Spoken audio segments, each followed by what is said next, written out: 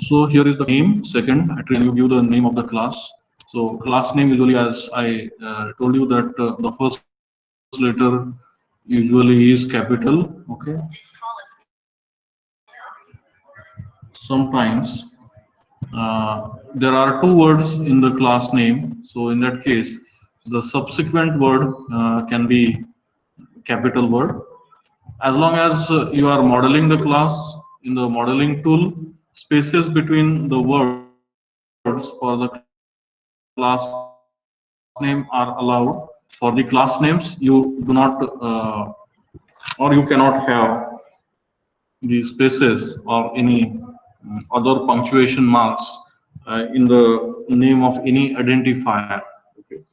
So uh, here you can see that many of the tools, UML tools, they allow for the spaces so that the class names are properly readable when it comes to the class name. For example, temperature sensor is the class name.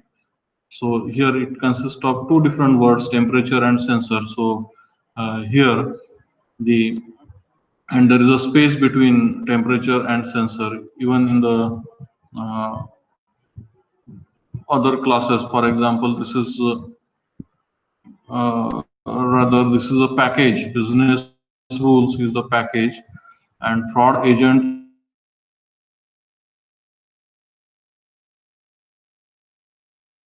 the class name. Whereas here T is the sub package in the Java, and rectangle is the name of the class. Okay, so usually when you have more than one words in the class name, then one way is that either you can use space, or if even if space is not there, the first letter of the subsequent word is made capital. Okay, for example, here fraud agent. So we can easily understand that agent is another word. So this is the way the classes are named. If you have seen the inbuilt library of Java, then in that case, the inbuilt classes, they are named like this. They may contain more than one word, and first letter of each word in the name of the class is such that it is capital. Okay, so this is how the classes are named. So these are the simple names. These are the path names, that is, you specify the package in which the classes are. Okay, so that is how you can show it. Attributes are shown in the second compartment. Uh, you can specify the type for each of the attribute. Okay, so height is of type float, width is of type float, thickness is again of type float. It is type is separated by a colon. Uh, is load bearing is boolean, uh, and initial value assigned is false. Okay, so like that it can be done. One more thing you can notice here in while naming the attributes, it may be possible that the name of the attribute even may contain more than one word. For example, here there are three words in the name of the attributes: is, load, bearing. So here you can see that there is no space between the words, and though the first letter of the attribute is small, but the subsequent word's first letter is made capital, so that you can easily differentiate that this particular attribute is formed out of three words: is, load, bearing. So L and B is made capital. So this is how the attributes are named, or attributes are written. Of course, if they are case sensitive. In the similar fashion, operations add, grow, move is empty. Notice the E is capital of empty, but I is small. Being the operation, the first letter of the operation is always small, and the first letter of every class, it is capital. Then another example of the operations of a particular class. reset is operation with the parameters are not specified there. Okay, and even return parameter is also not specified. It does not mean that it is not having any parameter, but optionally you may choose to show the parameters, the complete signature, or you need not show that. For example, for the set alarm operation, the input parameter is T of type temperature, whereas for the value operation, the return type is temperature. Okay, so this is how we can specify the return type as well as the or the output of an operation or the inputs to that particular operation inside a particular class. Okay, so it is up to the developer as to what to show or what not to show in the class. It is possible that you can use the stereotypes inside the classes to group the operations of the class. For example, this is the fraud agent class, and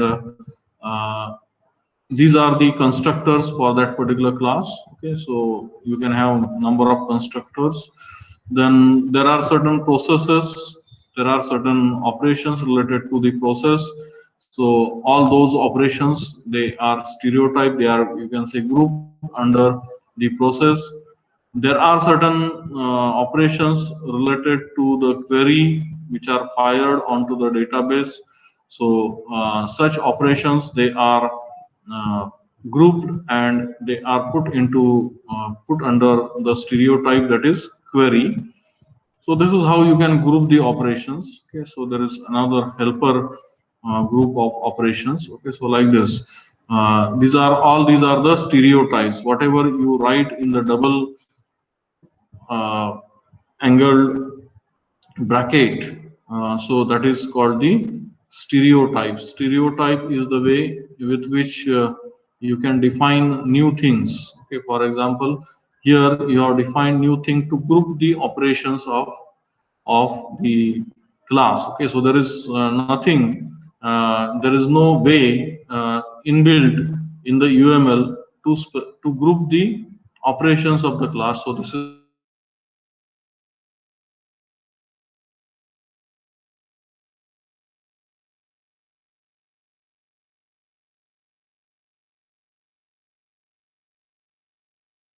how you can by the user. Okay, so for the convenience of the user. So I hope you understand this stereotype. Okay, so later on also if it comes, then we shall see. Just like that, you can define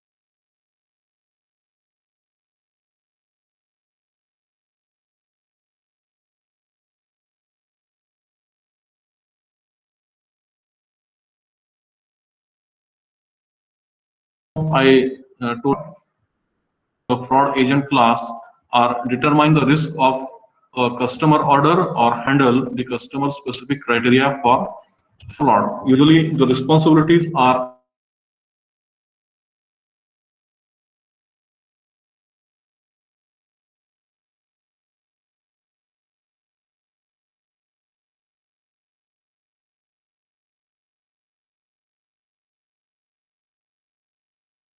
assigned to the class in domain analysis. When you are doing domain analysis, is identified and responsibilities are fixed for that particular class. Later, these responsibilities are turned into the attributes and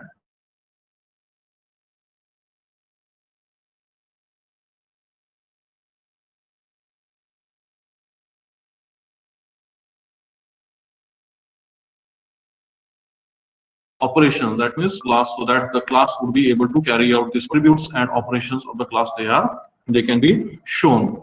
So like that it can be done. So this is all about the classes. So this is modeling the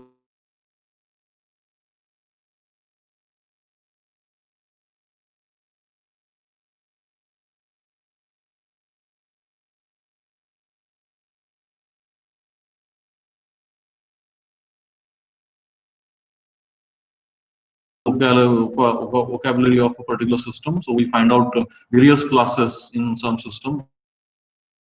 While doing so, sometimes we identify the classes only. We find out the responsibilities, then we assign the attributes and operations to that particular class.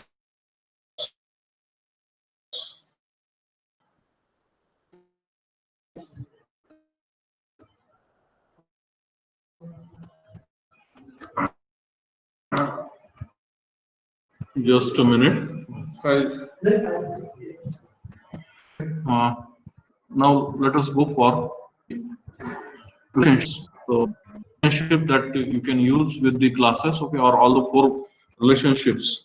Those are the generalization, dependency, association. The generalization relationship need to be shown properly with in the other diagram. You will get how it is shown, or already you know. In case of inheritance, it is used. Okay, so let us go for each of the relationship one by one after another. The first relationship is the dependency relationship. It is shown with the dotted line and arrow. I hope that line is looking solid, but please make that correction. Uh, so while sharing the slide, I will do that. So see here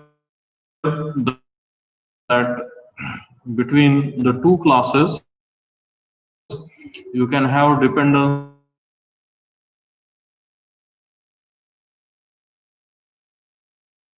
Is shown when to be modified when there is change in the semantic of the other class. In that case, we say that one class is dependent on the other class. Okay, for example, here we show that the film clip class is dependent on channel class. Okay. Uh, Film clip class is dependent on the channel class. That means if there are any changes in the channel class, then that will invite changes into the film clip class, because film clip class is using this particular channel class. Okay, so you can see that one of the operation of the film clip class is accepting the object C, which is of type channel. So if there are any changes in the channel, then these changes need to be incorporated in the film clip class. So that is the dependency relationship. The purpose of the dependency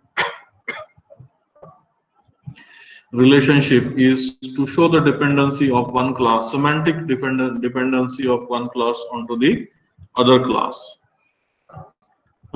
Here, the another relationship between the classes. So this particular relationship is the generalization relationship. The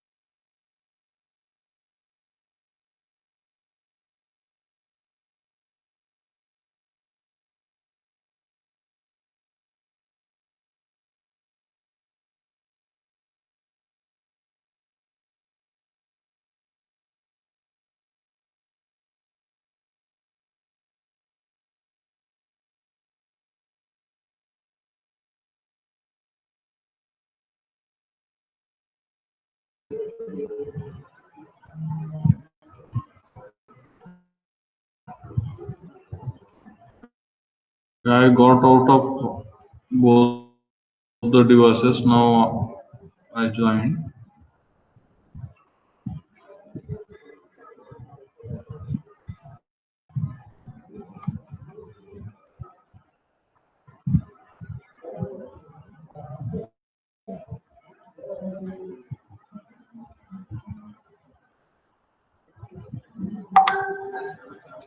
I hope I am audible now.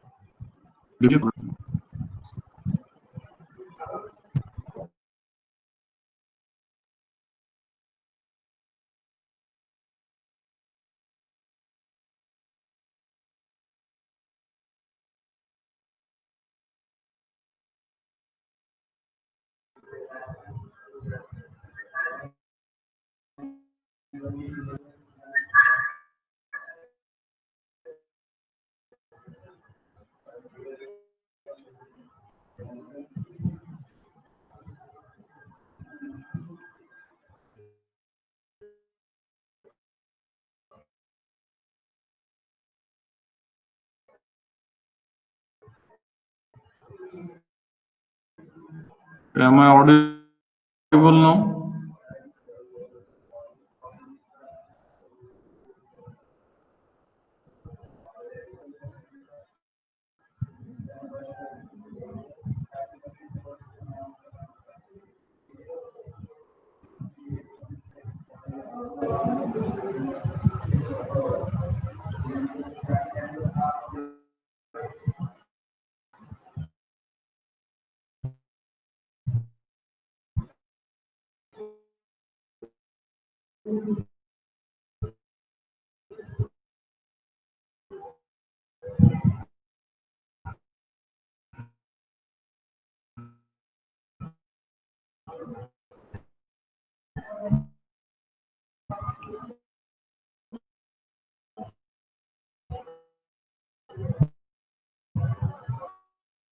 Okay, I'm trying to share the screen.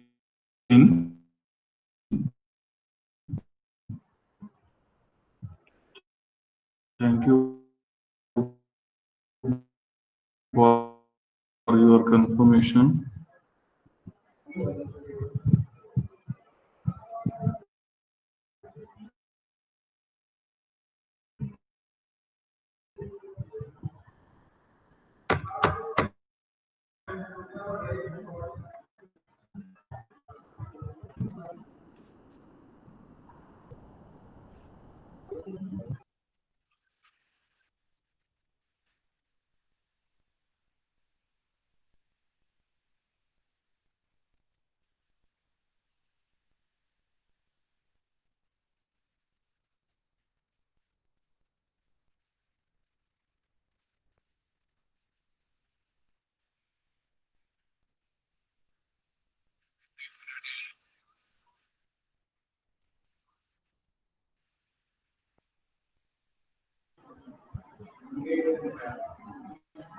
Okay, I am back now from the laptop.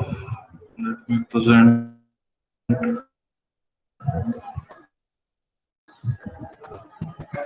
the screen, but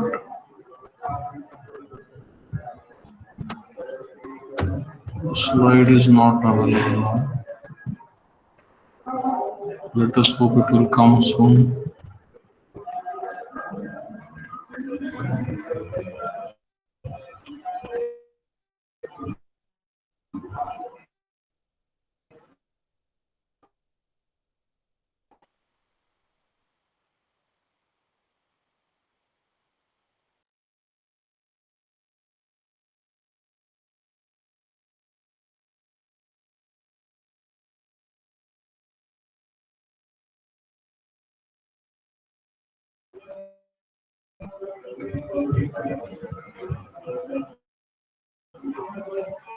Okay, I hope the slide is visible to you and I'm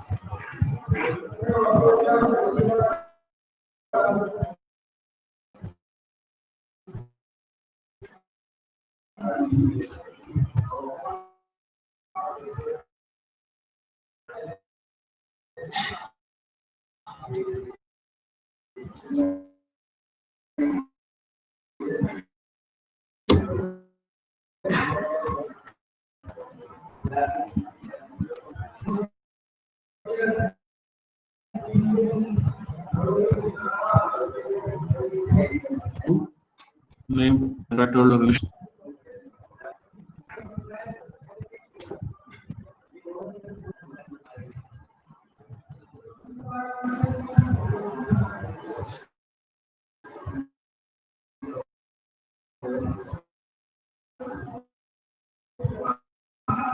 Is the slide visible?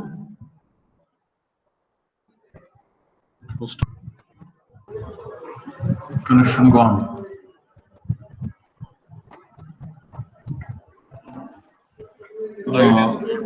Slide is not visible.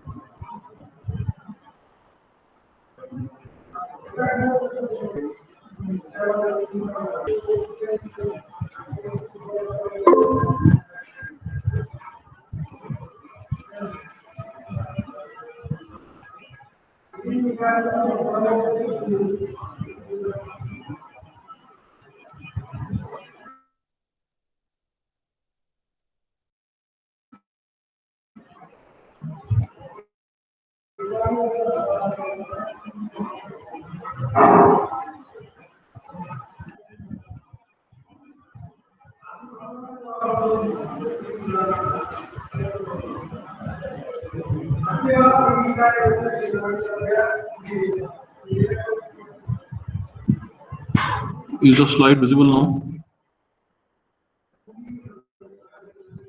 Check it.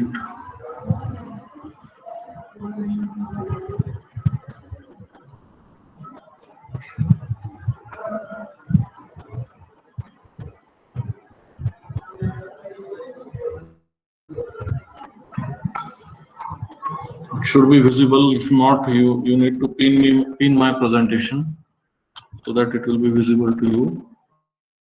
I hope I am audible also. So let me continue. So the generalization relationship, as all of you are aware, it is used to show the base class and the subclass. Okay, so here window is the base class, rectangle, circle, and polygon. They are the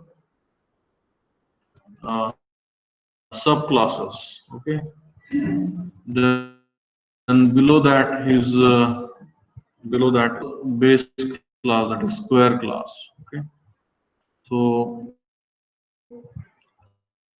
these classes, they are called classes. They are called the leaf classes. Okay, whereas this is the base class. Okay. Then the association relationship, so which is now which has appeared on your screen. The association relationship, as we have already discussed, you can name it. Then it is shown with the solid line. So the association relationship can be read like person works for company. So works for is the name given to the association. Okay. The association relationship is usually shown when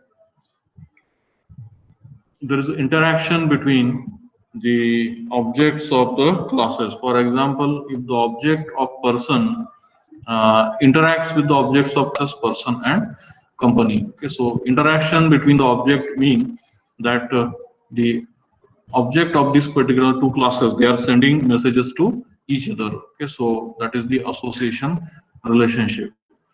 We can show role on the other side of the classes for the association. We can show multiplicity for the association.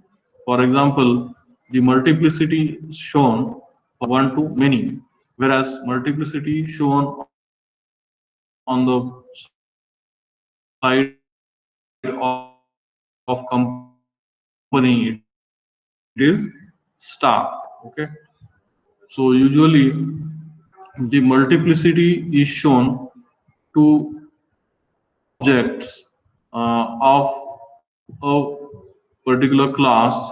The object of another class communicates, misinterpret this particular multiplicity, that it means that one or many object of person exist. So it is not only the number of object, it is specifying something different. So note, they will be read from one end to the other end. So it is to be read in this fashion. We can form two statements based on the multiplicity that are shown on either side, like this. Every object of the person, okay, note this, every object of the person interacts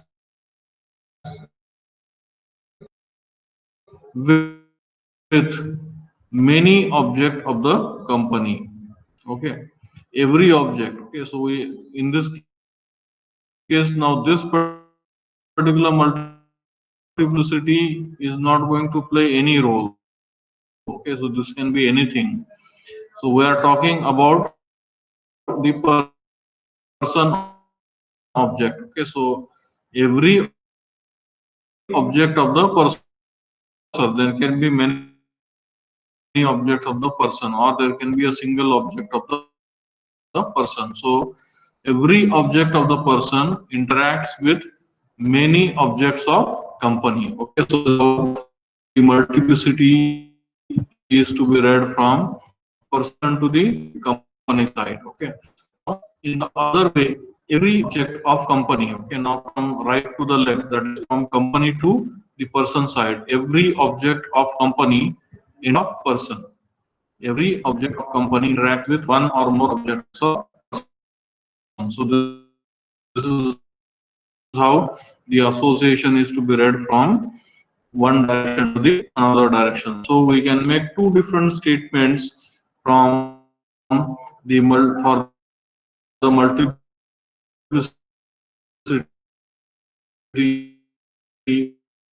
whenever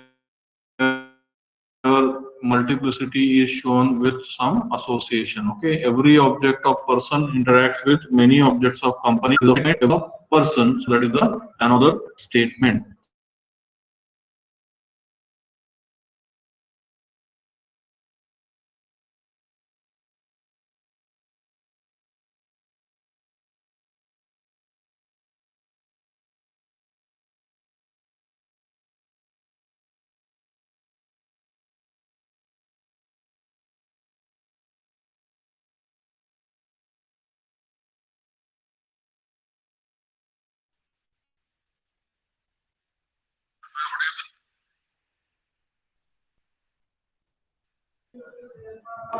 I lost the connection again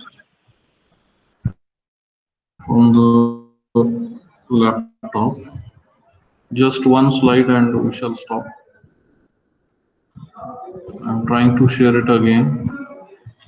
I hope now it is visible again to you.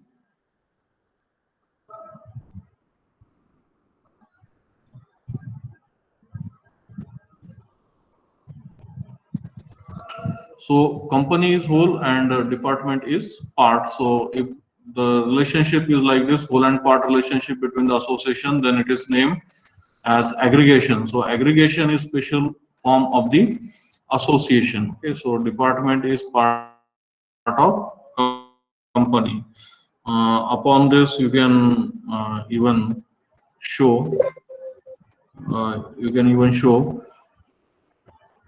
the multiplicity. Okay, so here how to read it again.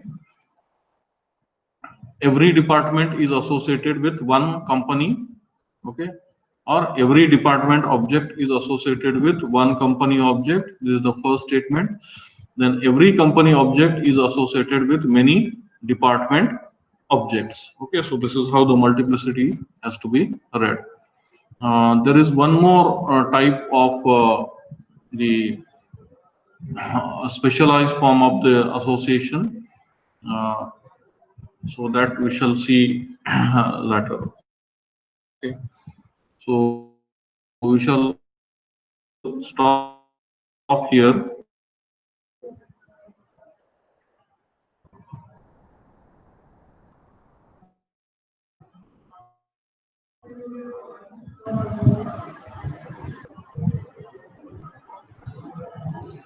Up to 5:30 I will keep that open so that you will be able to mark your attendance.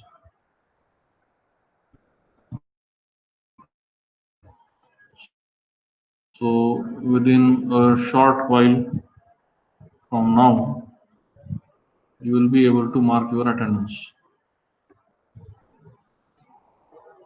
Only the thing is that I should be able to log into the LMS. If you stay back there, I will be immediately giving you the instruction to mark your attendance. Okay, LMS is open, the attendance is also opened.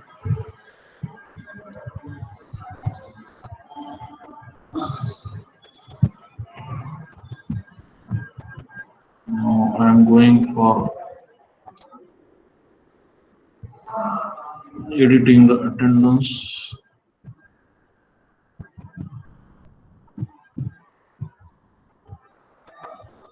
I need to add today's lecture is from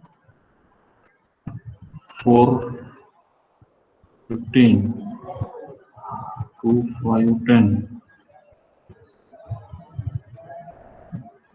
Added Just a minute. Allow student to record their own attendance.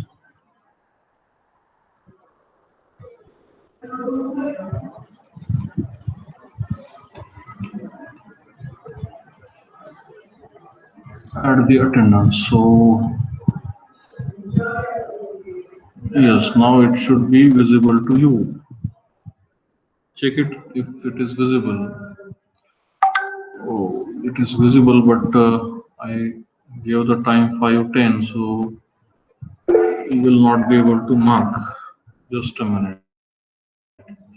I will make that time 5:30 so that up to 5:30 you will be able to mark. Check it now. Check it now and reply me.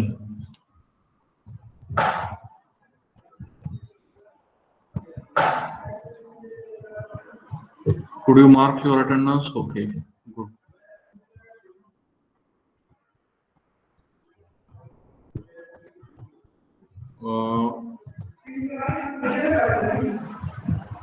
Tomorrow we have a lecture at 1 o'clock. At 1 o'clock, it will not be possible for me to engage your class. If I could engage your class at 3:15 or 4:15, then I will engage your class. Otherwise, um, for tomorrow's class, you can work on your project or your mini projects. Okay. So if somebody could adjust your class, then it will be adjusted by that particular teacher. Okay. Otherwise, if someone gives me the class at 4:15, because the timings of the examination are such that I am free either at 3:15 or 4:15. Other classes I cannot engage. Okay. So we shall stop here, and I should appreciate your patience because there was a lot of problems. First of all, in the timing and in the session. Okay, and in the morning also, because of the assignments here, I could not upload your test, and but I think you could upload it in time, but many students have not uploaded still the written paper. So I would like that they should upload it. If any problem, let me know. Any problem uploading your question paper? If in the morning it was problem, then you can try it now, but I don't think the LMS will allow you. If you have not submitted your answer book, then let me know. I will enable it again. Okay. So we'll stop now. All of you can leave the meeting.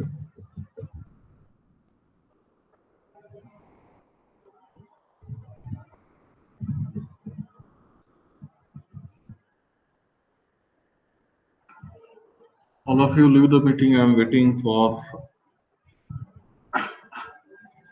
everyone to leave, because even if one person is there in the meeting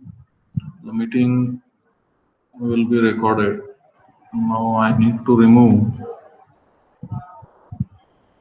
because these are not available.